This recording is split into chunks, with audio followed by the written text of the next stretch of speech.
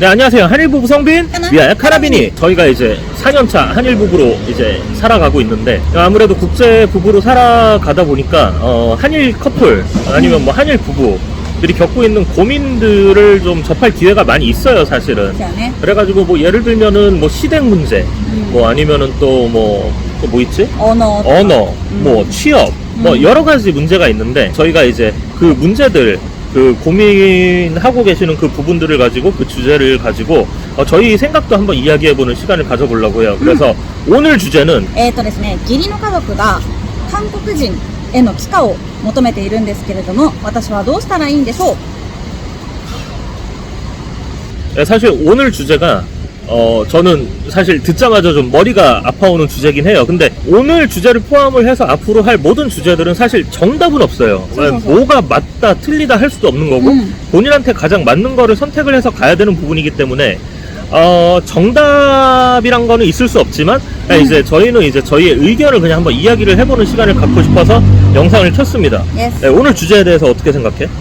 私から、私も結婚した時に韓国人になるのみたいなのを親に聞かれて、でその時に親もちょっと若干寂しそうな顔をしてたのが忘れられないんですけれども、だからといって結婚したらすぐ韓国人になるわけでもないし、韓国に住む外国人のうちの一人だっていう説明をしたし、おっぱも一緒に説明してくれて、で私たちは永住権までを取るっていう目標も一緒に話したんですけれども、おっぱのご両親もかなり理解をしてくださる方々なので、私たちは永住権を取るまでが目標だっていうこともお話ししましたし、それに対してそうなんだねみたいな感じで理解をしてくださったので、たくさんお話をすることも大事なのかなって思います。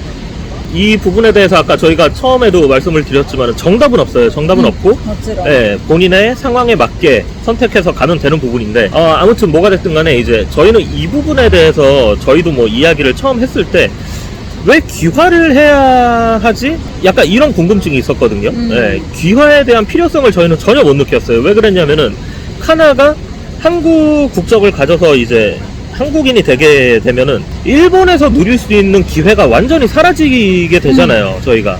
근데 카나가 일본 국적을 계속 가지고 있다면 저는 나중에 일본에서 누릴 수 있는 기회가 생길 수도 있고, 일본인이지만 한국에서 누릴 수 있는 기회가 있어요. 그랬기 때문에 네, 뭐 저는 일본의 어머니 아버지한테 직접 제가 말씀을 드렸던 기억이 없어서, 영상을 빌어서 한번 다시 말씀을 드리면, 카나는 영원히 일본인으로 갈 겁니다. 저는 영원히 한국인으로 갈 거고, 저희는 귀화 생각이 없어요, 전혀.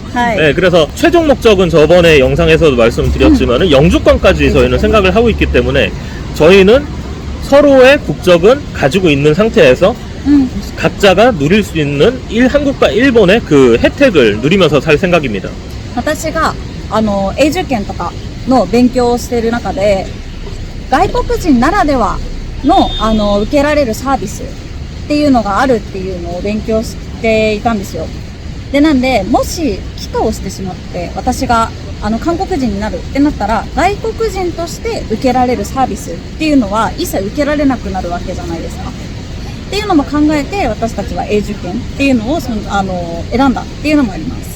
私たちの意見としては、永住権取るにあたって、永住権だからこそ受けられるサービスというか特典もあるだろうし、逆に帰化をしたからこそ受けられる特典サービス、逆に諦めなければいけない部分っていうのもあるだろうし、そのあったものっていうのをどちらかの長所短所どちらも調べて、私たちにとってどちらがふさわしいかっていうのを判断されたの方が一番いいのかなって思います。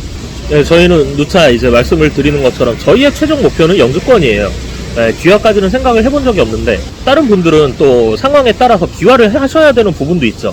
근데 오늘 아까 이제 나왔던 그 고민, 시부모님이 너는 한국으로 결혼을 해서 올 거니까 귀화를 해야 된다. 저는 하나 여쭤보고 싶어요. 그 말씀을 하신 시부모님은 과연 귀화에 대해서 얼마나 알아보고 이런 말씀을 하셨을까? 단지 내 며느리 될 사람이 한국으로 결혼을 해서 오니까 무조건 귀화를 해야 된다. 그냥 단순하게 이렇게 얘기를 하신 건 아닌가 한번 좀 여쭤보고 싶은데, 그냥 저희가 드리고 싶은 말씀은 영주권이든 귀화든 뭐가 됐든 간에 그 선택을 했을 때 나한테 생길 수 있는 득실을 확실히 알아보셨는지 좀 여쭤보고 싶거든요. 예, 그래가지고 사실 그 국제 결혼 자체가 굉장히 단순하고 쉬운 게 아니에요.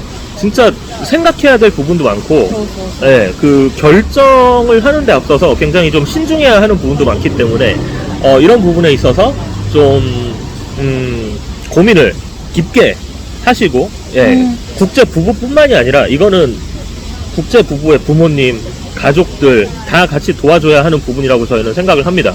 그리고 실제로 저희 어머니 막 친구까지는 아니고 이제 저희 어머니가 조금 아시는 분이에요. 근데 그분 아들도 한일 커플이었을 때 이제 저희도 한일 부부다 보니까 이제 그 어머니 아시는 분이 한번 찾아온 적이 있대요. 와가지고 예단 리스트를 쭉 적어갖고 오셨다고 하더라고요. 그래가지고 이제 예단 이렇게 해서 우리는 해외에 오라고 얘기를 하려고 하는데 이 정도면 되겠냐 하고 어머니한테 여쭤보시더래요. 그래가지고 예단 할 수도 있죠, 당연히.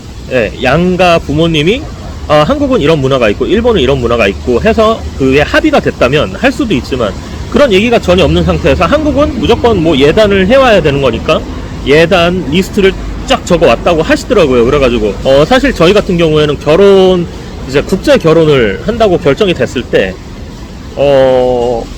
저는 어머니 아버지랑 예단 관련해서 얘기한 기억이 아예 없거든요. 당연히 일본에서도 어머니 아버님이 일본의 그 문화를 어떤 저희한테 이제 강요하는 그런 부분도 전혀 없었고, 그냥 저희는 그냥 간단하게 결혼식만 했어요. 그냥 딱. 네, 그래서 아까 말씀드린 것처럼 물론 양가 부모님의 의견이 맞아서 한국의 전통 문화 또 일본의 전통 문화를 지키면서 결혼식을 하고 싶다 하시는 분들은 그렇게 하셔도 되죠. 하지만 저희는 귀찮은 게 싫었기 때문에 그냥 굉장히 심플하게 진행을 했었던 케이스입니다. 예, 지금 보시는 어르신, 저희 채널 보시는 분들이 좀 연세가 있으신 분들이 있으세요. 보면은 50대, 60대 분들도 계신데, 혹시 만약에 지금 자제분이 국제 커플로 교제를 하고 계신다면은 약간 그런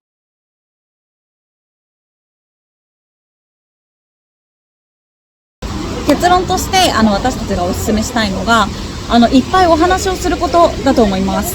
文化ももちろん違うので、こうしなければいけないっていうふうにおっしゃるかもしれないんですけれども、それに対して私たちこういう文化があってこうしたいっていう意見を伝えることもかなり大事だと思うので、お互いお話をしてその中でふさわしい答えというか、こういう方法でいこうっていうのを探してもらえたらなと思います。 사실 저희도 처음 만나가지고 지금 여기까지 오면서 그 여정을 생각을 해보면, 처음에는 저희도 뭐 아는 것도 없었고 막 진짜 많은 뭐 고민을 해본 것도 없었고 그냥 왔어요. 근데 이제 결혼을 해서 이제 4년 차에 접어들면서 이렇게 살아가다 보니까 정말 한순간 한순간 결정해야 하는 그게 얼마나 신중히 해야 되는 건지도 알겠고, 또 얼마나 많은 생각을 해야 되는지, 얼마나 많은 고민을 해야 되는지도 좀 그 필요성을 알다 보니까 이제 국제 결혼을 준비하시는 분들, 아니면 뭐 이제 국제